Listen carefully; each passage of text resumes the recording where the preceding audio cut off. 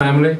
He spends every weekend spending time in Kingston with his mother Mavis, and since Alex's father George died last year, Alex often stays in Kingston at weekends to spend time with Mavis. George sadly never met Rowena, but I know they would have got on really well together had he been with us today.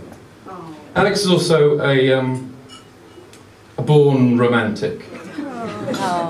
He definitely knows when he's fallen in love, and he's always shown characteristics of, well, the romantic hero, rejecting established behaviours, becoming an irrepressible, sometimes wild law unto himself. So it's taken quite a woman to tame the mighty Alex.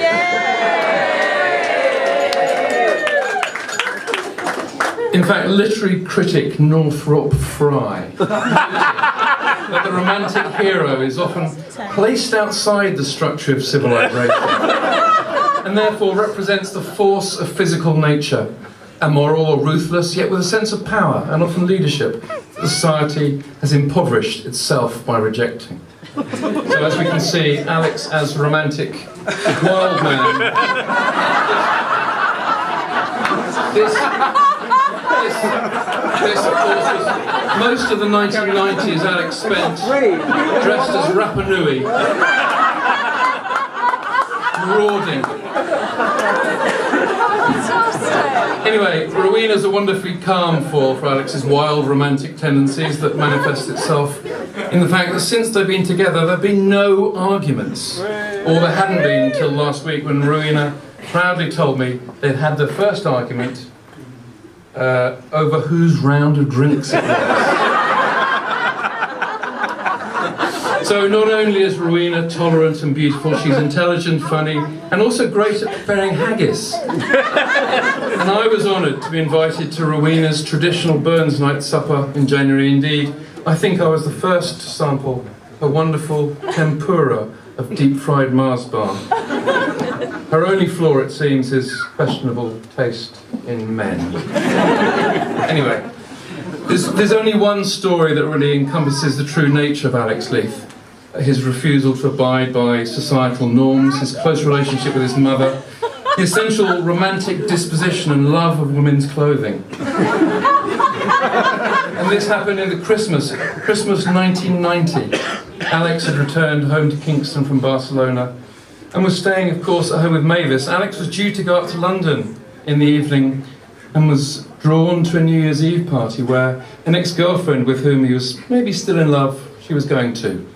4 p.m. on New Year's Eve, Alex shouts down the stairs, "Mum, I can't find any pants. Where are they?" "Sorry, son, they're all in the wash." "Have you got no clean ones up there at all?" "No, and I've got to get the train in 10 minutes.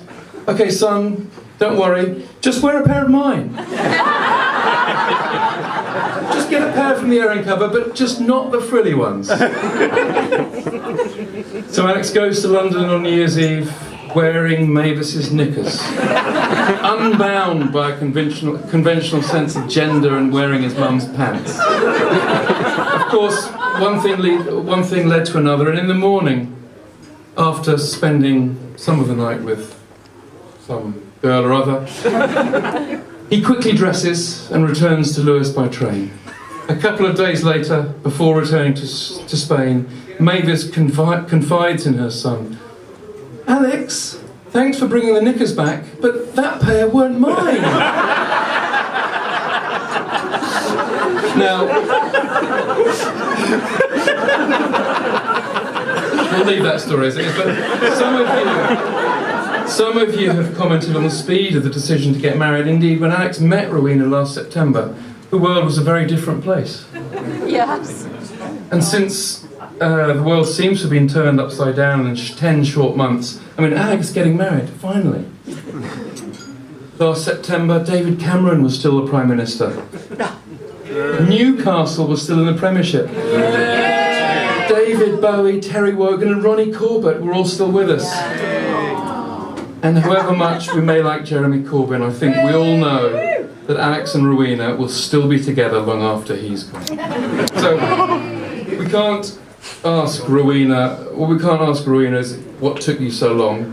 What we can do though is congratulate them both on the strength of their commitment to each other and the romantic decisiveness to know when you found the right person. Of course, all of this is tinged with a bit of sadness. I used to be able to call Alex up on a Monday night and invite him for a quick pint or three. Recently, when I phoned whoever, it's, sorry, I'm at the gym with Rowena. You know, no alcohol during the week, Monday to Friday, quinoa salad every evening. But I'm happy to report that this pre-nuptial health regime, which has, of course, left them both looking wonderfully lean and youthful. Luckily, since our health kick, this seems to be over, and I hope pretty soon we can get back to normal. Finally, to conclude, it was Nietzsche who once said, "It's not lack of love, but a lack of friendship that makes unhappy marriages." That's why, as Alex's best man, I've decided to give up my own flat and hove and move in with a happy couple.